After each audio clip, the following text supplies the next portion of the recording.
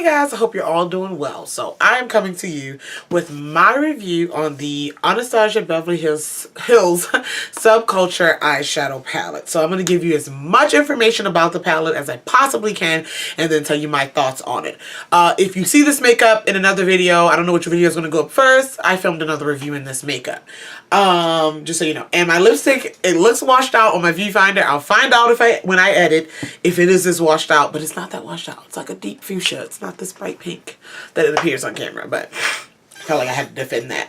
Alright, let's get into this palette. There's so much it's this review. I'm going to try to not have it all over the place. So let's first start just basic facts about the palette. Anastasia Beverly Hills came up with the Subculture palette and they advertised it as a sister to the Modern Renaissance palette. This palette, Modern Renaissance, has been a hit. It's been everywhere. Everyone loves this palette. I do not. It's not the quality though. Like these were the first Anastasia Beverly Hills shadows I tried, and this quality is really decent. It's not something that like I'm like super in love with, but it's not something I'm against either. Like it's decent. I just don't like the color scheme. Like it just doesn't inspire me. It's just not all that. Like you know, and that's okay. So with that being said, when they introduced the Subculture, I liked this color scheme better, and I was like, okay, you know, judging the quality of the Anastasia, I was like, I don't mind that quality. Let me go ahead. All right. So before I purchased it, there has been, I'm just going to address these things. There were some reviews and different things with this palette that were inconsistent with the Modern Renaissance palette.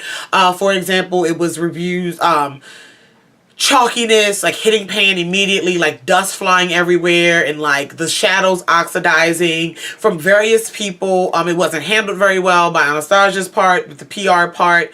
Not the PR part, the social media part of it. In my opinion, it wasn't handled very well. People were calling names and talent was being like disrespected, and it was a whole lot. And I'm like, this palette, like, okay. And then Anastasia came out to say that it is a new formula, and you could actually tell, like, on the back, like, this is the ingredients of the Modern Renaissance, this is the ingredients of the Subculture. We didn't know that until we got the box or whatever. Fine, and they were saying you needed to use a special hand with it, and if you were a real artist, like, people were saying things like that. If you're real, you would have issues with it. Like, it was a lot going on with this palette, and I'm like, let me see what's going on. Okay, so the palette retails for $42, $44. However, I have a pro discount with Namies, and that's where I purchased mine from, and mine was $29, $30. But I paid out of my money. It's just I had a little discount on it, so I just wanted to say that. But it retails for 40-ish, 42, 44 on Sephora, Ulta, all those places, Anastasia Beverly Hills, all those places. If I'm not mistaken, it is permanent. So with that being said, you get 14 shades, just like the Modern Renaissance palette. Out of those 14 shades, 11 of them are matte, and then you have 3, which is Adorn, Electric, and Cube, that are satin metallic. They're more metallic finish. And you have that. I'll just show you again. It comes with a brush, comes with a double-ended brush, and yeah, this is what the palette looks like.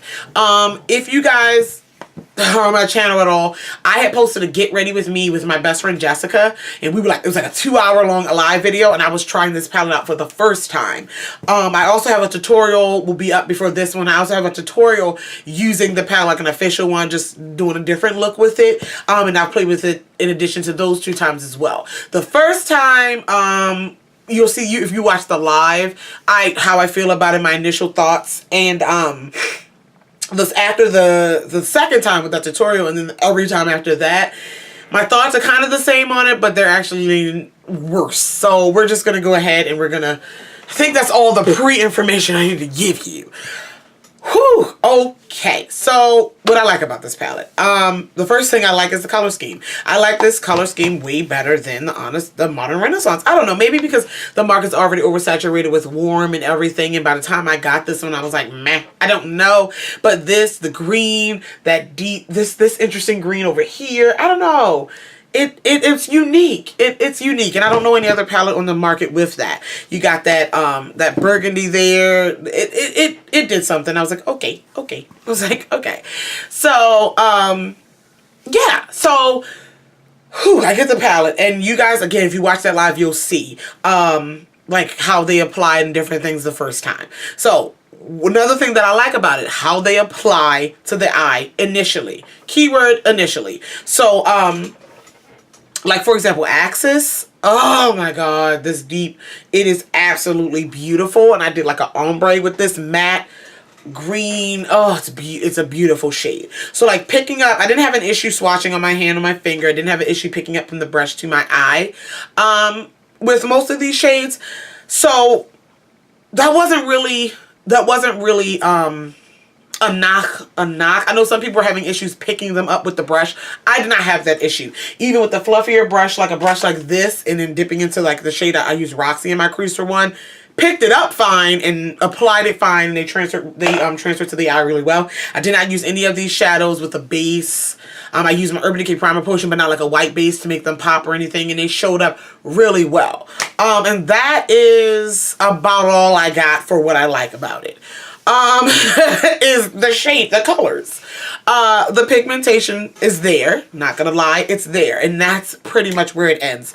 So, with the whole, they're not really rumors because it's true, the powderiness. Now, fallout, kickback is not really an issue for me. Like with like it's not going to be it's not going to be a thumbs down for me because I'm heavy-handed. I use big brushes. I have big eyes. All those can attribute to kicking up, kickback and fallout. It can. And so I'm not going to really knock it, but I know it's something that people care about. However, the fallout with these shades, the kickback out of the pan is significant. It is significant. I'm going to show you now. Let me get a clean crease brush here, and we're gonna go into Roxy. All right, and like light hand, like they were accusing her of digging into the paint. It was too much. Like it was too much. It was. Look at me. I'm barely even like touching it. I'm like being lazy with the brush. Oh shit! It didn't fall. That's how light I was holding it. Check it out. Look at all that. Look at all that. Like why? It was a lot, and you can see. Like I guess I'll waste it for you guys. It's just falling out. It's just falling out. It falls. Look, there's a pool of eyeshadow in the bottom of that. Do you see that? It's a lot where I'm like, wow, like it's a lot. And so when I first did, I saw that. I was like, wow, okay. So homegirl wasn't lying. I was like, well, maybe it's just that shade. It's not just that shade. I'll take another brush. Let's go into Untamed. This green here. It's just like falling out. Just falling out. So that is significant. You guys are paying your hard-earned money for this palette, and you're losing half of it. It's just, I feel like that's unacceptable. And when that, and I'm gonna tell you why it's unacceptable, even more unacceptable. So, but that's a really big downfall. Also, Electric, Adorn, and Cube transfer really well with the fingers. However, those are the three that are gonna give you trouble getting them from the brush to your eye. They just don't pick up very well with the brush. Yes, you could use your fingers, but if you're not a finger person, or your fingers are really big like mine, and I want to do an inner corner situation, and I can't use a brush or a small brush for that, that's going to be a downside as well. It's not going to it's just not going to work well for you. They're all three of those are very pretty shades, but if you have to do that much effort, it's just not worth it. Also, finally, with this palette, can't make it up. I wish I would have took a picture. So the tutorial I did with it that I posted, pretty look. I was playing around, kind of wasn't cohesive, but I was just trying shades and doing whatever. I enjoyed that look, and I tell you, probably about an hour later, it almost disappeared off my eye. I didn't see any oxidation with these shades. To be honest, a lot of people saying the oxidized got darker. I didn't see that. Mine was the complete opposite. The eyeshadows literally started to fade. Like the pigments just started falling off my eyes like they were falling out of this palette. What? I've never had that. And it was like an hour because I did the look and I didn't go anywhere. And it was like an hour. It was like an hour later and I just couldn't believe it. Like the yellow, I used Edge and I used New Wave if I'm not mistaken. These two, my eyelid looked bare. It looked completely bare in an hour. I've never experienced that before in that quick of a time. So that's something that just wanted to share that with you all. I like these colors though, and that's why I'm disappointed. I'm disappointed. I'm 0 for 2 with Anastasia Beverly Hills palettes now, and it's just like, bottom line, I would not recommend it. It's not a situation of I recommend it to you if it's not worth it. And I'm gonna tell you, just sidebar, just I like Anastasia Beverly Hills, and I have to say this. I love Anastasia. Her brow products, I'm wearing Dip Brow right now. Wonderful. I love their products. The Modern Renaissance, I don't have any problems with this palette. It just doesn't inspire me. But it's a great palette for everyone else, and I'm not mad at it. Everyone has color preferences. Quality of this, wonderful. You know, it's not the best, like my favorite quality or favorite formula of an eyeshadow, but it's not, I would put it in my makeup kit. You know, it's definitely decent enough, and it definitely works, and all those things, no issues. But I just wasn't inspired by it, so I was like, eh. This, on the other hand, completely different formula. Apparently, they're not pressed the same. And Anastasia comes out with all of, not Anastasia herself, but I know like her daughters on Twitter, Instagram, whatever, defending it, and that's your baby, and you're supposed to. But if, you know, you're supposed to use it a certain way. If that was the case, why didn't you give us instructions with this palette? Why didn't you advertise? You advertise it as the sister to the Modern Renaissance. So we're literally thinking and expecting the same quality and the same eyeshadows from the Modern Renaissance, just in different shades. That's literally what I know I was expecting. And when you say sister palette, I don't, maybe not twin palette, but sister palette. Very similar, but different shades, and that's what I was expecting. However, the ingredients are completely different, and so there's more ingredients in Modern Renaissance, way more. You can see that in the Subculture, and definitely so it's a different formula, and that definitely plays into it. But they didn't advertise, like, you didn't brand new formula. That way we could be like, oh, we don't like this formula, but you just, you know, advertise it as the sister palette. It's coming out. It's wonderful.